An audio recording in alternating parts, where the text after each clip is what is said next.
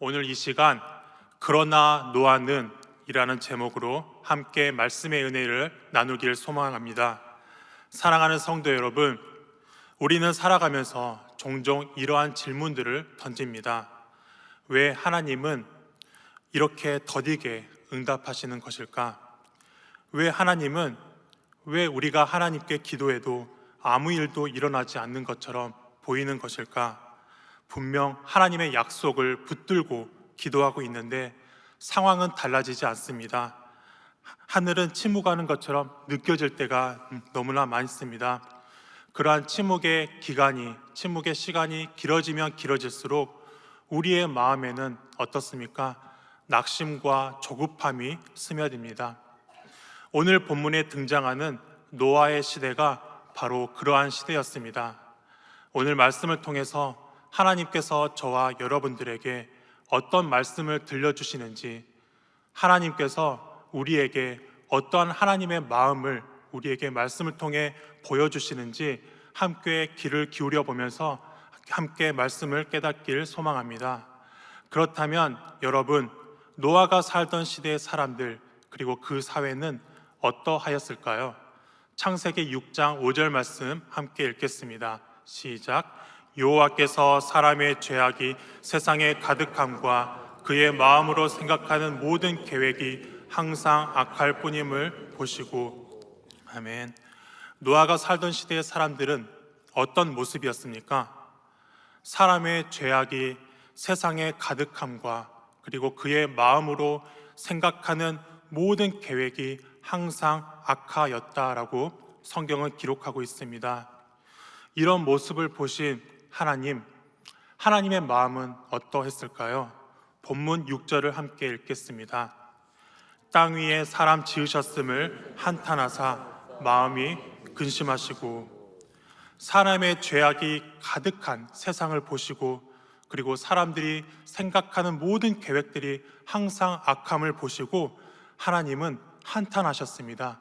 그리고 마음에 근심하셨습니다. 한탄하사 마음에 근심하시고. 이러한 악한 모습을 보시고 하나님은 다음과 같은 계획을 세우십니다. 7절 말씀 함께 읽겠습니다. 이르시되 내가 창조한 사람을 내가 지면에서 쓸어버리되 사람으로부터 가축과 기는 것과 공중의 새까지 그리하리니 이는 내가 그것들을 지었음을 한탄함이니이다 하시니라. 아멘. 하나님은 온 세상의 악함을 보시고 하나님께서 지은 피조물, 인간들을 지면에서 다 쓸어버릴 계획을 세우십니다.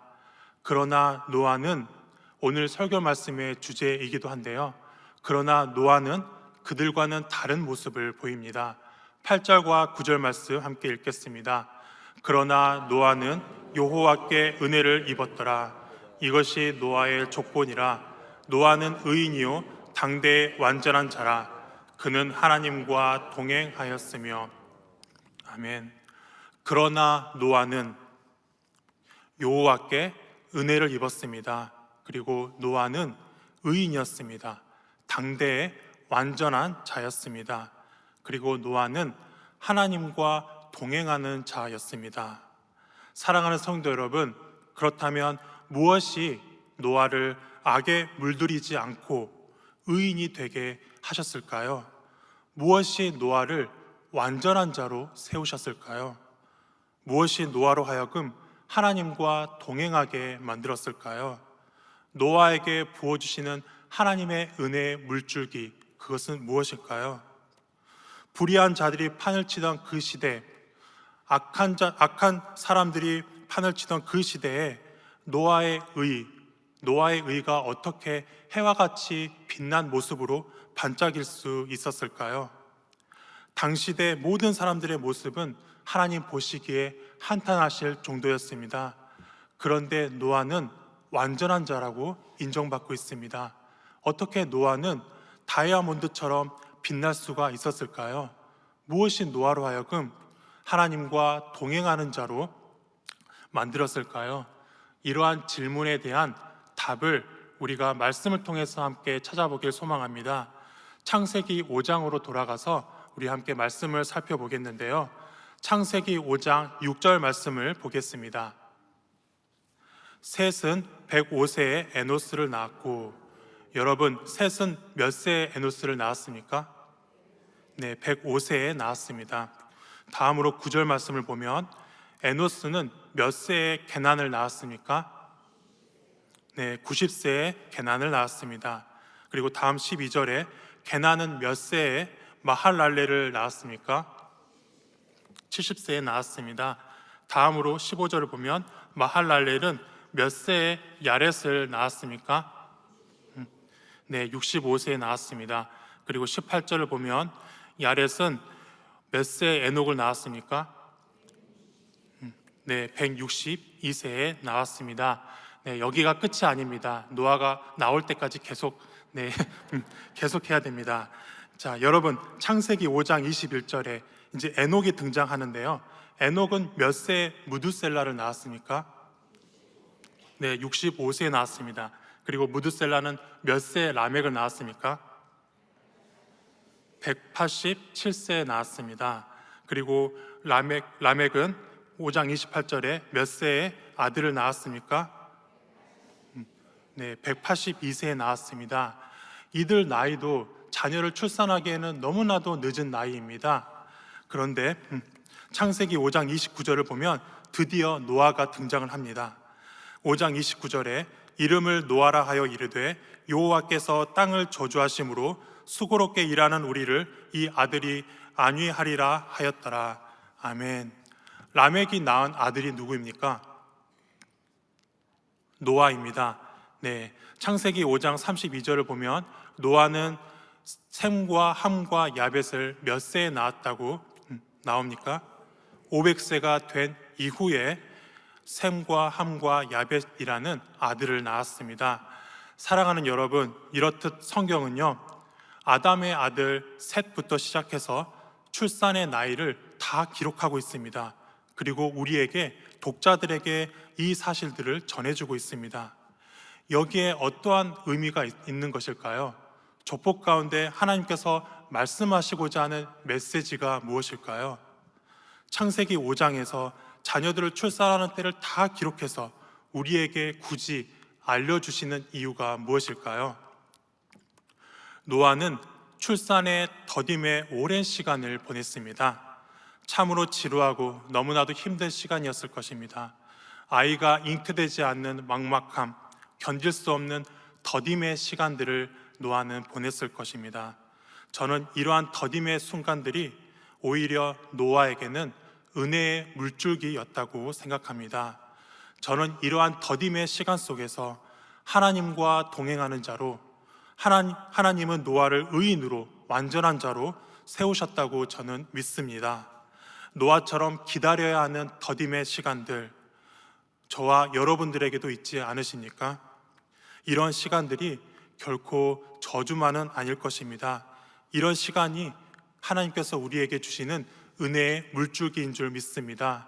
이러한 시간들, 더딤의 시간들, 침묵의 시간들이 오히려 우리들을 하나님과 동행하는 자로 세워주십니다. 그리고 이러한 시간들이 우리들을 완전한 자로 세워주십니다. 더딤의 은혜가 노아의 방주를 예비하고 준비함으로 인해서 오늘날까지도 사람들이 이 지구상에 살게 하셨습니다. 뿐만 아니죠, 여인의 후손으로 오시는 메시아 예수 그리스도의 길을 여는 놀라운 일을 하게 되셨습니다. 노아는 500세가 될 때까지 남다른 아픔을 안고 살아갈 수밖에 없는 사람이었습니다. 출산하지 못하는 노아의 모습을 보고 사람들은 저주받은 사람이라고 비아냥거리고 손가락했을 수도 있습니다. 그리고 비도 오지 않는데 노아의 방주를 짓는 모습을 보면서 사람들은 이해되지도 않았을 것입니다. 이러한 더딤의 고통, 기다림의 고통, 인내의 고통, 그러나 노아는 더딤의 고통 속에서도 하나님은 노아를 의인으로 세워가고 계셨습니다. 기다림의 고통 속에서 하나님은 노아를 완전한 자로 세워가고 계셨습니다. 인류 구원의 문을 열 큰 그릇으로 빚고 계셨죠. 사랑하는 성도 여러분, 우리가 힘써 애써 기도하고 있을 때 하나님의 침묵이 계속되고 있다면 얼마나 힘이 들까요? 그러나 기억하시길 바랍니다. 이 순간이, 그 순간이 바로 은혜의 물줄기가 된다는 사실입니다. 이 순간이 나를 하나님과 동행하는 자로 세우고 있다는 사실을 기억하시길 소망합니다. 말씀을 통해서 나에게 주신 하나님의 약속이 현실로 드러나지 않을 때에도 이 더딤의 은혜를 기억하셨으면 좋겠습니다.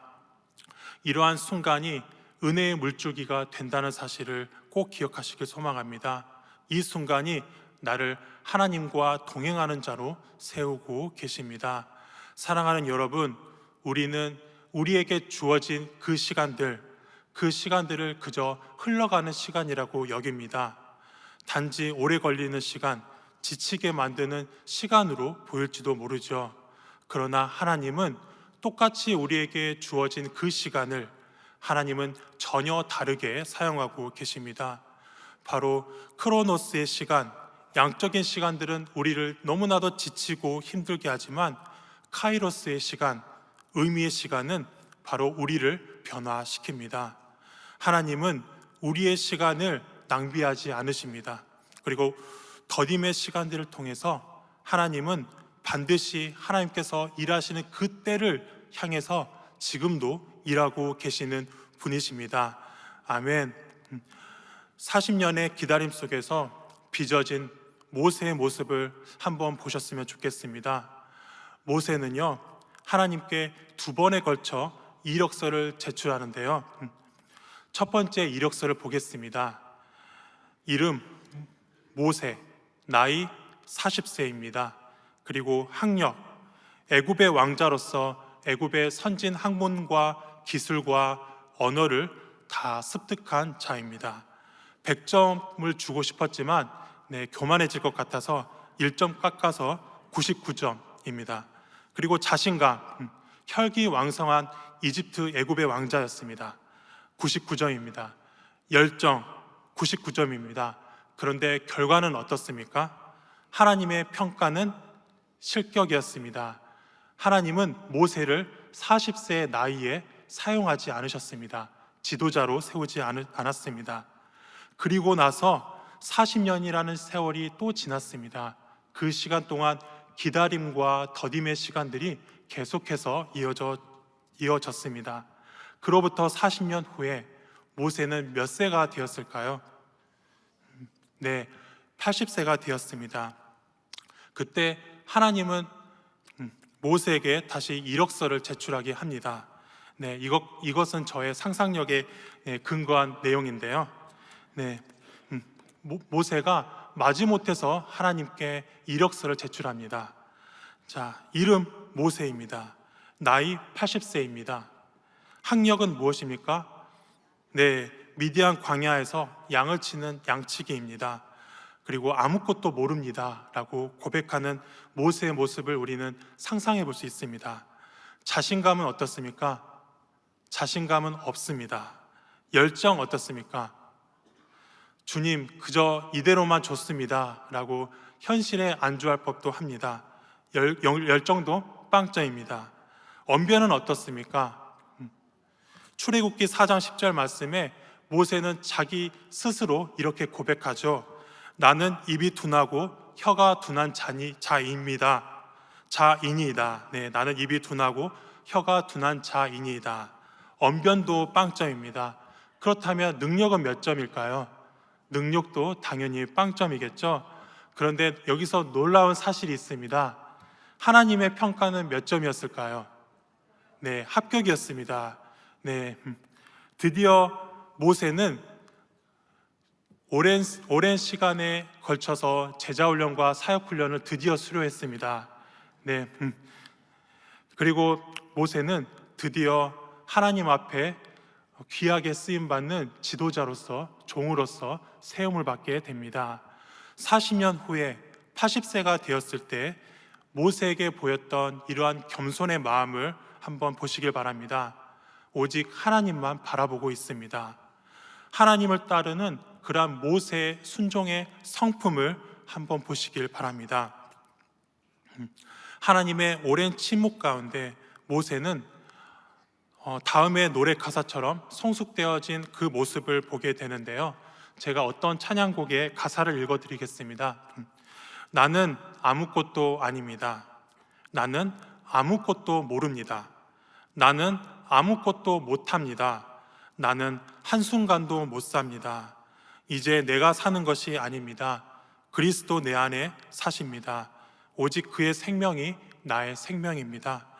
나의 모든 날들도 다 주님의 것입니다. 나는 오직 한 분만 바랍니다. 나의 아버지, 나의 구원, 나의 주님이십니다. 아멘. 여러분, 광야에 있다는 의미는요, 탄광의 깊은 갱도, 막장 속에 있는 것과 같은 의미입니다. 그곳에서는 칠흑 같은 어두움 뿐입니다. 빛이 보이지 않습니다. 두려움과 공포, 그리고 고독과 외로움이 파도처럼 밀려옵니다. 막막한 속에서도, 기다림의 고통 속에서도 그렇게 하나님은 한 사람을 빚어가고 계십니다. 이것이 바로 더딤의 은혜입니다. 기다림의 은혜입니다. 아브라함은 어떻습니까? 75세에 하나님은 아들을 주시겠다고 약속하셨죠.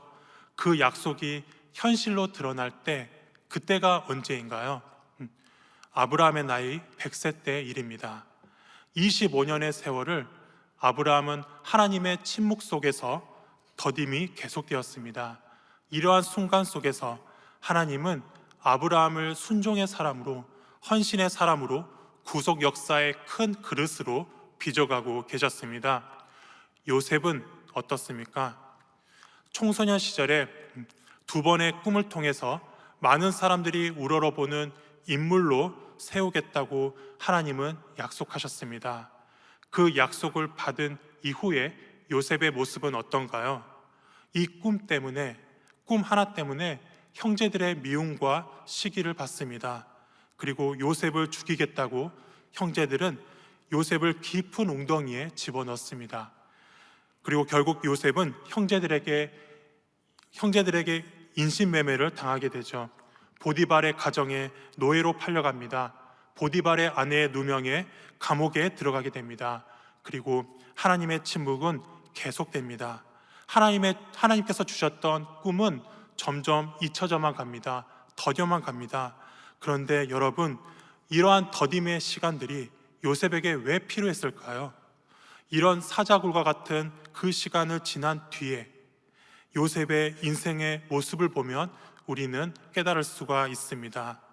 요셉은 이러한 더딤의 시간을 보낸 그 이후에 애굽 민족이건 이스라엘 민족이건 나라와 열방을 품는 그러한 태산과도 같은 인물이 됩니다. 사랑하는 성도 여러분, 여러분들을 향한 하나님의 침묵 길어지고 있다고 생각하십니까? 노아와 같이, 모세와 같이, 아브라함과 같이, 요셉과 같이, 이것은 저주라고 생각할 수도 있겠지만 저주가 아닙니다. 하나님이 나의 기도를 외면한다고 생각할 수도 있겠지만 절대 그러지 않습니다. 더딤 가운데서 하나님은 오히려 나를 향한 놀라운 계획들을 이루어 가고 계십니다. 하나님은 신실하신 하나님이십니다. 우리를 결단코 절대로 실망시키시는 분이 아니십니다. 우리 또한 노아처럼 더딤 속에서도 하나님과 동행하는 자로 세워 가실 줄 믿습니다. 요새처럼 나라와 열방을 다 품는 그러한 지도자로 세워주실 줄 믿습니다. 태산을 품는 그러한 큰 인물로 변화될 줄 믿습니다. 하나님은 그렇게 더딤 가운데서도 완전한 자로 빚어가고 계십니다. 그렇다면 사랑하는 성도 여러분, 하나님의 침묵 속에 더딤이 계속될 때 우리는 그 순간들을 어떻게 극복할 수가 있을까요? 욥은 하나님의 침묵 속에 더딤의 시간들이 계속해서 끝없이 이어질 때 욥은 다음과 같은 고백으로 그 순간들을 이겨낼 수 있었습니다. 욥기 23장 10절 말씀 우리 함께 읽겠습니다. 그러나 내가 가는 길을 그가 아시나니 그가 나를 단련하신 후에는 내가 순금같이 되어 나오리라. 아멘. 또한 시편의 한 시인은 시편 42편 5절 말씀에 침묵 가운데 더딤의 시간들을 이렇게 극복했다고 고백하고 있습니다. 시편 42편 5절 말씀 함께 읽겠습니다. 내 영혼아, 네가 어찌하여 낙심하며 어찌하여 내 속에서 불안해하는가? 너는 하나님께 소망을 두라.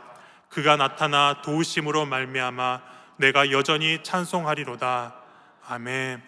사랑하는 성도 여러분, 노아의 하나님이 바로 나의 하나님입니다. 모세의 하나님이 바로 나의 하나님이 되십니다. 나를 향한 하나님은 신실하신 하나님입니다. 그래서 우리는 이렇게 찬양할 수 있습니다. 제가 가사를 읽어드리겠는데요. 한번 들어봐 주시면 감사하겠습니다. 하나님, 한 번도 나를 실망시키신 적 없으십니다.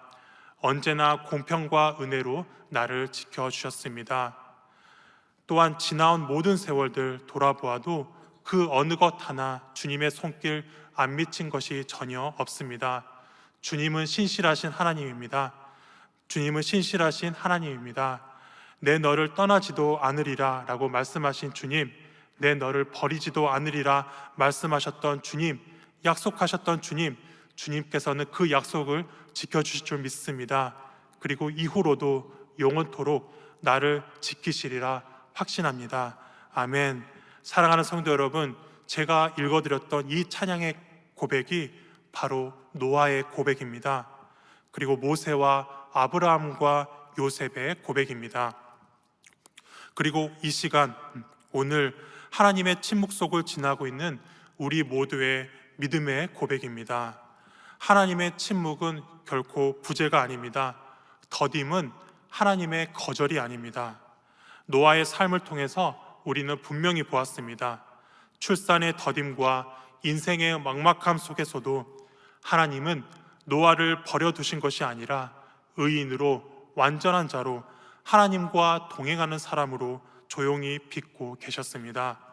모세의 40년의 광야 시간, 아브라함의 25년간의 기다림, 요셉의 억울한 감옥의 시간들 모두가 하나님의 침묵 속에서 진행된 거룩한 준비의 시간이었습니다. 오늘 혹시 여러분들의 삶 가운데서도 하나님의 응답이 더디게 느껴지는 영역이 있으십니까? 우리의 기도는 계속되고 있지만 아무런 변화도 보이지 않는 상황이 혹시 있으십니까? 기억하시길 바랍니다. 그 시간이야말로 바로 은혜의 물줄기입니다.